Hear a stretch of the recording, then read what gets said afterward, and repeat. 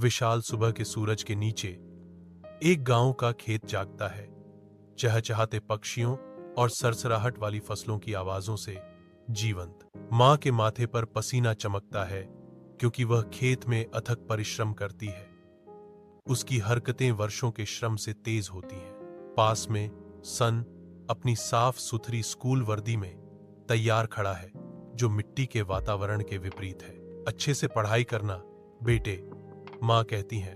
उनकी आवाज में उनकी उम्मीदों और सपनों का भार है। हाँ मां, बेटे ने जवाब दिया।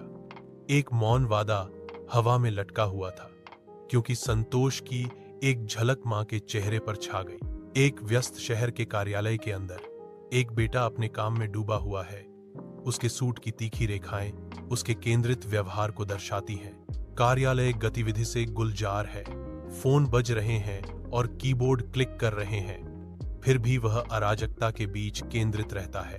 अचानक एक तीखी रिंगटोन शोर को चीरती है, उसका ध्यान आकर्षित करती है। वह कॉलर आईडी पर नजर डालता है।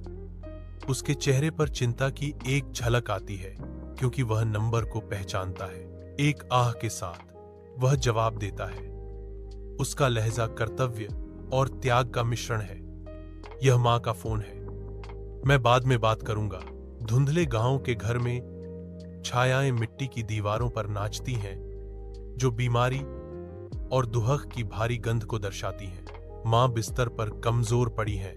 उनका जीवन धीरे धीरे कम हो रहा है, क्योंकि उनका बेटा उनके बगल में बैठा है। आंसू चुपचाप उसके चेहरे पर बह रहे हैं। उसकी आवाज बस एक फुसफुसाहट कमरे में गूंजती है। बेटा, मैं हमेशा चाहती थी कि तुम एक महान आदमी बनो। आज तुम बन गए हो, वह आगे कहती है। एक मार्मिक याद हवा में तैरती है। बस एक बात याद रखना, एक महान व्यक्ति बनना आसान है, लेकिन अपनी मां को कभी मत भूलना। एक हल्की, शांत मुस्कान के साथ मां अपने बेटे का हाथ पकड़ती है। उसकी आंखें आखिरी बार के लिए धीरे से बंद हो जाती हैं। बेटे की आंखों से आंसू गिरते रहते हैं, दुहक और पछतावे का एक झरना, क्योंकि वह अपने नुकसान की अंतिमता से जूझ रहा है।